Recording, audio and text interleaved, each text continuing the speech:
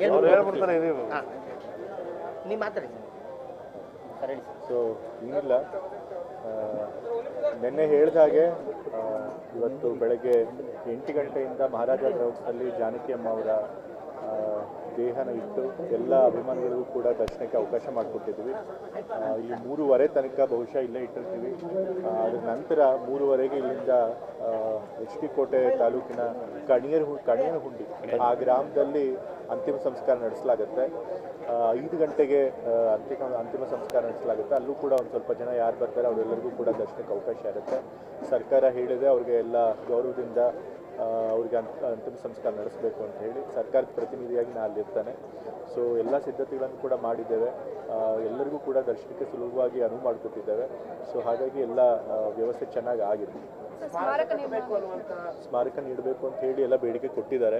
ಖಂಡಿತ ಅದನ್ನು ಮುಖ್ಯಮಂತ್ರಿಗಳ ಗಮನಕ್ಕೆ ತರ್ತೀನಿ. ಯಾಕೆಂತಂದರೆ ಅದು ನಾನೊಬ್ಬರೇ ತೀರ್ಮಾನ ಮಾಡೋಕ್ಕಾಗೋದಿಲ್ಲ.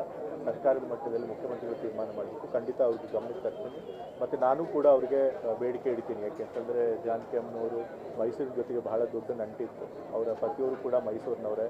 ಮತ್ತು ಅವ್ರಿಗೂ ಕೊನೆ ಹೆಸರುಳಿಬೇಕು ಅಂತ ಎಳೆದಿರೋದು ಕೂಡ ಮೈಸೂರಿನಲ್ಲೇ. ಮತ್ತು ಅವರು ಅಂತಿಮವಾಗಿ ಇಲ್ಲೇ ತಮ್ಮನ್ನು ಅಂತಿಮ ಸಂಸ್ಕಾರ ಮಾಡಬೇಕು ಅಂತ ಕೂಡ ಇಚ್ಛೆನ ವ್ಯಕ್ತಪಡಿಸಿದ್ರು. ಸೊ ಹಾಗಾಗಿ ಮೈಸೂರು ಜೊತೆ ಅಷ್ಟೊಂದು ಬಾಂಧವ್ಯ ಇದೆ. ಮತ್ತು ನಮ್ಮ ಕನ್ನಡ ಫಿಲಮ್ ಇಂಡಸ್ಟ್ರಿಯಲ್ಲೂ ಕೂಡ ನಾವೆಲ್ಲ ಬಾಲ್ಯದಲ್ಲಿ ಕನ್ನಡ ಹಾಡುಗಳು ಇವ್ರ ಹಾಡನ್ನ ಕೇಳಿನೇ ಬೆಳೆದಿದ್ದು.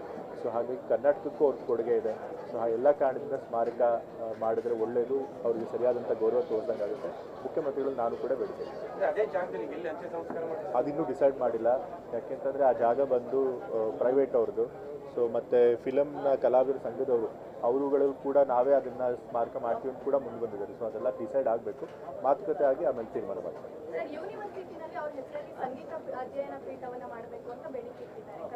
ಅವ್ರ ಹೆಸರಲ್ಲಿ ಬೇಕಾದಷ್ಟು ಅವರನ್ನು ನೆನಪನ್ನು ಉಳಿಸ್ಕೊಳ್ಬೇಕು ಅಂತ ಹೇಳಿ ಬೇಕಾದಷ್ಟು ಕಾರ್ಯಕ್ರಮಗಳನ್ನು ಮಾಡಬೇಕು ಅಂತ ಬಹಳಷ್ಟು ಸಲಹೆಗಳು ಬಂದಿದೆ. ಅದನ್ನೆಲ್ಲ ಪರಿಶೀಲಿಸಿ ಸರ್ಕಾರದ ಗಮನಕ್ಕೆ ತಂದು ಯಾವ್ದು ಮಾಡೋಕ್ಕೆ ಸಾಧ್ಯ ಇರುತ್ತೋ ಅದನ್ನು ಮಾಡ್ತೀವಿ.